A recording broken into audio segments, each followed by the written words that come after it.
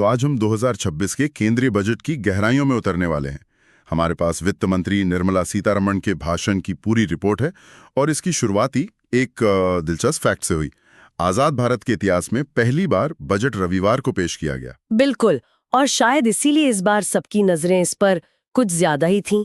सब देख रहे थे कि सरकार आर्थिक रफ्तार, महंगाई और दुनिया भर की उथल-पुथल के बीच संतुलन कैसे बनाती है। हाँ, और हमारा मिशन भी साफ है, इन ढेरों घोषणाओं के बीच से वो बातें निकालना जो सच में मायने रखती हैं और ये समझना कि इनका हमारी आपकी जिंदगी और देश की दिशा पर क्या असर पड़ेगा। तो चलिए शुरू करते हैं। मैंने सुना कि वित्त मंत्री ने शुरुआत में 3 कर्तव्यों का जिक्र किया। ये कुछ बजट की फिलॉसफी जैसा लगा मुझे। आपने सही पकड़ा, वो सिर्फ भाषण की शुरुआत नहीं थी, वो पूरे बजट का आप कह सकती हैं कि नजरिया तय करता है। उन्होंने कहा कि चूंकि ये बजट कर्तव्य भवन में तैयार हुआ है, तो उन्होंने 3 कर्तव्यों से प्रेरणा ली है। पहला, आर्थिक विकास को तेज और टिकाऊ बनाना। दूसरा, लोगों की उम्मीदों को पूरा करना। और तीसरा था सबका साथ सबका विकास। हाँ बिल्कुल, और तीसरा, सबका साथ सबका विकास के विजन को जमीन पर उतारना। ठीक है, तो ये 3 कर्तव्य हमारे लिए एक फ्रेमवर्क की तरह हैं। हम इन्हीं के चश्मे से पूरे बजट को देखेंगे। तो फिर सबसे पहले उस मोर्चे पर आते हैं जिसका असर सीधे आम आदमी पर पड़ता है, यानी टैक्स और निवेश। क्या यहाँ कोई बड़े बदलाव हुए? यहाँ एक बहुत दिलचस्प ट्रेंड देखने को मिला।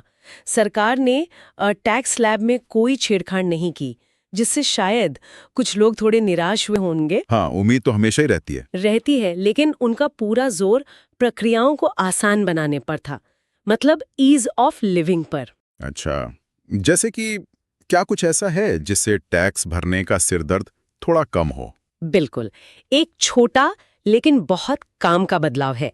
अब आप अपने टैक्स रिटर्न में हुई किसी गलती को सुधारने के लिए 31 मार्च तक का समय ले सकते हैं। ओह, पहले ये डेडलाइन 31 दिसंबर होती थी, है ना? हाँ, तो अब अपनी गलतियां सुधारने के लिए 3 महीने और मिल गए हैं। इसके अलावा जो रिटर्न फाइल करने की समय सीमा है, उसे भी थोड़ा बांटा गया है। अच्छा, सैलरी वाले लोगों के लिए तो 31 जुलाई ही है, लेकिन जो छोटे व्यापारी या प्रोफेशनल हैं, जिन्हें ऑडिट की जरूरत नहीं होती, उनके लिए इसे 31 अगस्त कर दिया गया है। इससे टैक्स सलाहकारों पर दबाव जरूर कम होगा। लेकिन एक मुद्दा जिस पर पिछले साल बहुत बहस हुई थी, वो था विदेश यात्रा या बच्चों की पढ़ाई के लिए पैसे भेजने पर लगने वाला TCS। उसमें कुछ राहत मिली? हाँ, और ये एक बहुत बड़ी राहत है। मुझे याद है पिछले साल मेरे एक दोस्त अपने परिवार को घुमाने ले जा रहे थे और वो इस 20% TCS को लेकर बहुत परेशान और कंफ्यूज थे। हाँ, कंफ्यूजन बहुत था। अब सरकार ने विदेश यात्रा पैकेज पर TCS की दर को सीधा 2% कर दिया है। और अच्छी बात यह है कि इस पर कोई न्यूनतम राशि की शर्त भी नहीं है। अरे वाह, ये तो बहुत बड़ी खबर है। और विदेश में पढ़ रहे बच्चों के लिए? उनके लिए भी अच्छी खबर है। लिबरलाइज्ड रेमिटेंस स्कीम यानी LRS के तहत शिक्षा और मेडिकल खर्चों के लिए पैसे भेजने पर भी TCS की दर 5% से घटाकर 2% करने का प्रस्ताव है। इससे उन हजारों परिवारों को सीधा फायदा होगा जिनके बच्चे बाहर पढ़ रहे हैं। एक मिनट, ये सरलीकरण की बात तो ठीक है, लेकिन क्या इन बदलावों से एक आम वेतनभोगी इंसान की जेब में असल में कुछ ज्यादा पैसा बचेगा, या ये सिर्फ कागजी कार्रवाई कम करने की कवायद है? ये एक बहुत जरूरी सवाल है। देखिए, सीधे तौर पर जेब में पैसा नहीं बचेगा क्योंकि टैक्स की दरें तो वही हैं, लेकिन सरकार का तर्क ये है कि जब सिस्टम आसान और भरोसेमंद होता है तो लोग खुद से टैक्स भरने के लिए प्रोत्साहित होते हैं। एक तरह से अनुपालन बढ़ाना। बिल्कुल। जैसे एक और बदलाव है, अब छोटे करदाताओं को जिनकी ब्याज से मामूली आय होती है, कम TDS कटवाने के लिए असेसिंग ऑफिसर के चक्कर नहीं काटने पड़ेंगे। एक ऑटोमेटेड सिस्टम ये तय कर देगा। तो क्या इसका मतलब ये है कि अब मुझे अपनी छोटी मोटी FD पर TDS ना कटे, इसके लिए हर साल बैंक में फॉर्म 15G जमा करने के झंझट से छुटकारा मिल सकता है? लगभग उसी की दिशा में ये एक कदम है। समझ गया।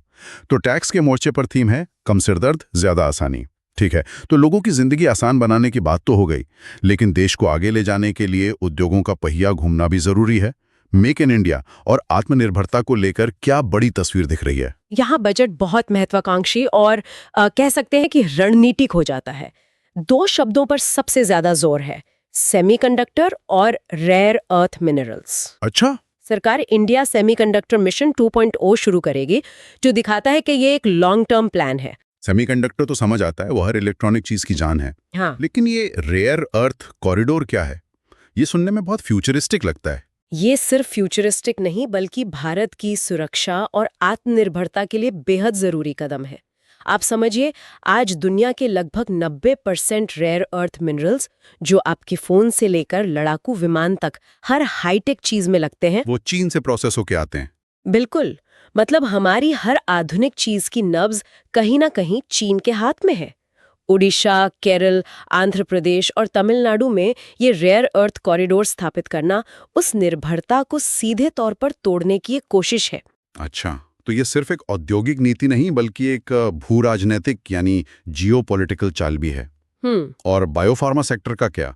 मैंने 10,000 करोड़ रुपए की बायोफार्मा शक्ति योजना के बारे में पढ़ा। नाम तो बड़ा दमदार है। और इसका लक्ष्य भी उतना ही बड़ा है। भारत को दवाओं का सिर्फ जेनेरिक वर्जन बनाने वाले देश से आगे ले जाकर एक ग्लोबल बायोफार्मा मैन्युफैक्चरिंग हब बनाना। यहाँ फोकस बायोलॉजिक्स और बायोसिमिलर्स जैसे उन्नत उत्पादों पर है। एक मिनट, ये बायोसिमिलर्स क्या होते हैं? ये थोड़ा टेक्निकल है, इसे आसान भाषा में समझाएंगी? जरूर। आसान भाषा में कहें तो बायोसिमिलर्स जटिल बायोलॉजिकल दवाओं की जेनेरिक कॉपी की तरह होते हैं।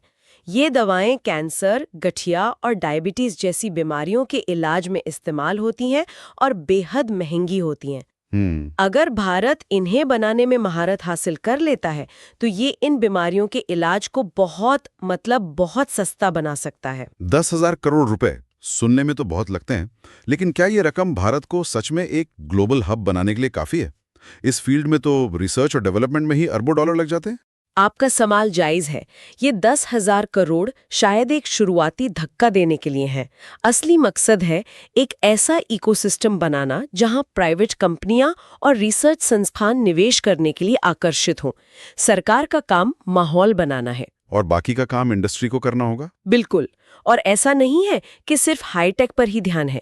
खादी, नारियल और काजू जैसे पारंपरिक उद्योगों के लिए भी योजनाएं हैं जो सबका साथ सबका विकास वाले कर्तव्य से जुड़ती हैं। तो टैक्स और उद्योगों को बढ़ावा देने की बात तो हो गई, लेकिन ये सब तभी काम करेगा जब माल और लोग एक जगह से दूसरी जगह आसानी और तेजी से जा सकें। क्या इस बजट में सड़कों, रेलवे और बंदरगाहों को लेकर कोई बड़ी तस्वीर दिखाई देती है? बिल्कुल। और यहाँ नंबर वाकई बहुत बड़े हैं। सार्वजनिक पूंजीगत खर्च यानी पब्लिक केपेक्स को बढ़ाकर 12.2 लाख करोड़ रुपए करने का प्रस्ताव है। 12.2 लाख करोड़। इस नंबर को थोड़ा संदर्भ में समझाइए, ये कितना ज्यादा है? यह पिछले साल के मुकाबले लगभग 15 से 17% ज्यादा है। आसान भाषा में कहें तो सरकार सड़कें, पुल, बंदरगाह और रेलवे जैसी टिकाऊ संपत्ति बनाने पर पहले से कहीं ज्यादा खर्च कर रही है। इसके पीछे सोच ये है कि जब सरकार इतना बड़ा निवेश करती है तो सीमेंट, स्टील जैसी इंडस्ट्रीज में मांग बढ़ती है, नौकरियां पैदा होती हैं और प्राइवेट कंपनियां भी निवेश करने के लिए प्रोत्साहित होती हैं। हाँ, अर्थशास्त्री इसे क्राउडिंग इन इफेक्ट कहते हैं। और इस पैसे से क्या बन रहा है? कुछ बड़े प्रोजेक्ट्स का जिक्र है। हाँ, विजन बहुत साफ है। शहरों को विकास के कनेक्टर के रूप में देखा जा रहा है। इसके लिए 7 हाई स्पीड रेल कॉरिडोर प्रस्तावित है, जिनमें मुंबई, पुणे, दिल्ली, वाराणसी और हैदराबाद, बेंगलुरु जैसे रूट शामिल हैं। तो ये जो हाई स्पीड रेल कॉरिडोर का जाल बिछाने की बात हो रही है, ये वित्त मंत्री के किस कर्तव्य से जुड़ता है? क्या ये आर्थिक विकास को तेज बनाने वाला पहला कर्तव्य है? सीधा उसी से जुड़ता है, लेकिन सिर्फ यात्रियों की गति नहीं, माल की गति भी उतनी ही जरूरी है। इसके लिए एक नए डेडिकेटेड फ्रेट कॉरिडोर का प्रस्ताव है, जो पूर्व में बंगाल के डांकुनी को पश्चिम में गुजरात के सूरत से जोड़ेगा। इसे थोड़ा और आसान करेंगे, ये फ्रेट कॉरिडोर क्या होता है? आप इसे मालगाड़ियों के लिए उनका अपना एक एक्सप्रेसवे समझिए। अभी हमारी पटरियों पर यात्री ट्रेनें और मालगाड़ियां दोनों चलती हैं, जिससे दोनों की रफ्तार धीमी हो जाती है। सही बात है। ये कॉरिडोर सिर्फ मालगाड़ियों के लिए होगा। इससे फैक्ट्री से बंदरगाह तक माल पहुंचने का समय आधा हो सकता है, जो मेक इन इंडिया के लिए गेम चेंजर होगा। और साथ ही अगले 5 सालों में 20 नए जलमार्ग भी शुरू करने की योजना है। ये सब सुनने में बहुत अच्छा लगता है, तेज ट्रेनें, नए हाईवे, लेकिन इस तेज विकास की कोई पर्यावरणीय कीमत भी तो होती है। क्या बजट में उस संतुलन की कोई बात है? हाँ, और ये एक महत्वपूर्ण पहलू है। बजट में carbon capture, utilization and storage यानी CCUS तकनीक के लिए अगले 5 साल में 20,000 करोड़ रुपए के निवेश का प्रस्ताव है। Carbon capture? हाँ, ये एक ऐसी तकनीक है जो फैक्ट्रियों की चिमनियों से निकलने वाले कार्बन डाइऑक्साइड को पकड़कर उसे जमीन के नीचे स्टोर कर लेती है या किसी और काम में इस्तेमाल करती है। ये भविष्य की टेक्नोलॉजी है। और मैंने कुछ ट्रेल्स के बारे में भी पढ़ा, टर्टल ट्रेल्स, ये क्या है? ये मुझे भी बहुत दिलचस्प लगा।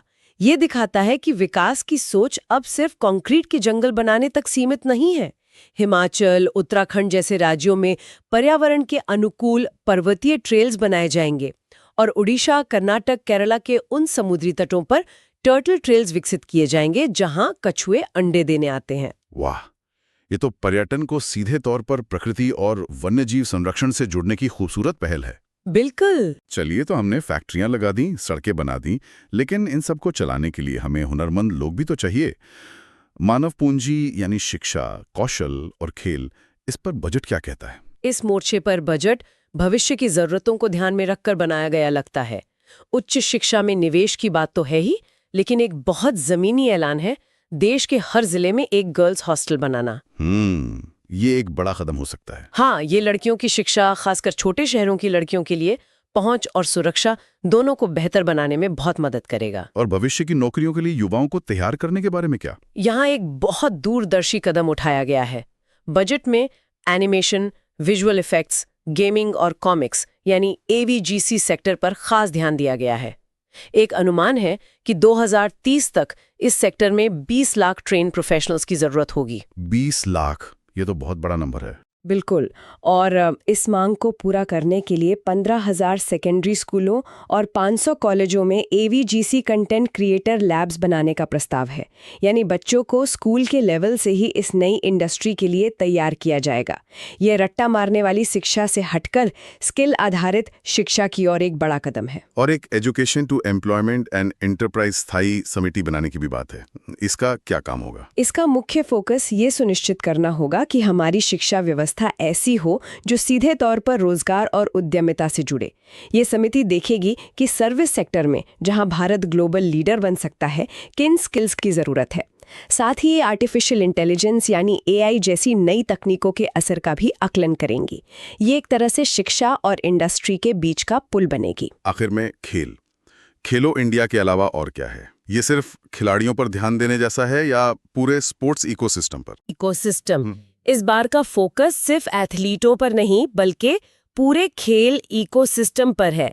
खेलो इंडिया मिशन तो है ही, लेकिन 2 नई और दिलचस्प पहल हैं। पहली, हाई क्वालिटी वाले खेल के सामान के देश में ही निर्माण और रिसर्च को बढ़ावा देना। अच्छा। और दूसरी, भविष्य के चैंपियन तैयार करने के लिए 10,000 करोड़ रुपए का एक MSME विकास फंड बनाना। इसका मतलब अगर हमारे एथलीटों को विश्व स्तरीय भाला या हॉकी स्टिक देश में ही मिल जाए तो इससे न सिर्फ उनका प्रदर्शन सुधरेगा बल्कि एक नया उद्योग भी खड़ा होगा। ठीक यही सोच है।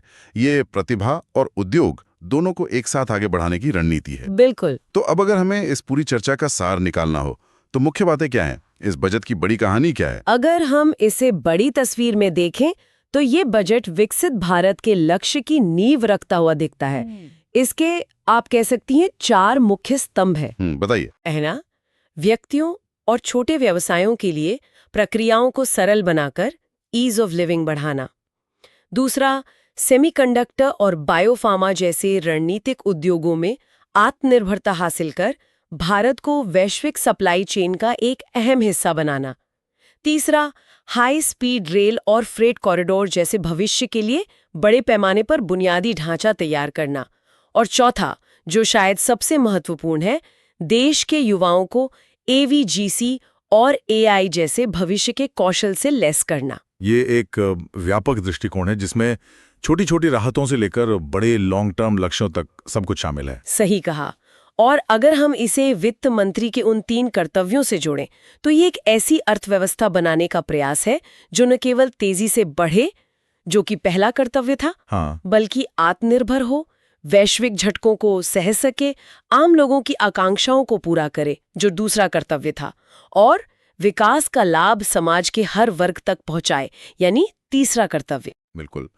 जाते जाते सुनने वालों के लिए एक सवाल छोड़ जाते हैं। इस बजट में बैंकिंग और सेवा क्षेत्रों की पूरी तरह से समीक्षा के लिए उच्च स्तरीय समितियां बनाने का प्रस्ताव है। भारत की विशाल युवा आबादी और एआई के बढ़ते प्रभाव को देखते हुए इन समितियों को अगले दशक में भारत के आर्थिक भविष्य को बदलने के लिए कौन सा एक सबसे साहसिक सुधार अपनी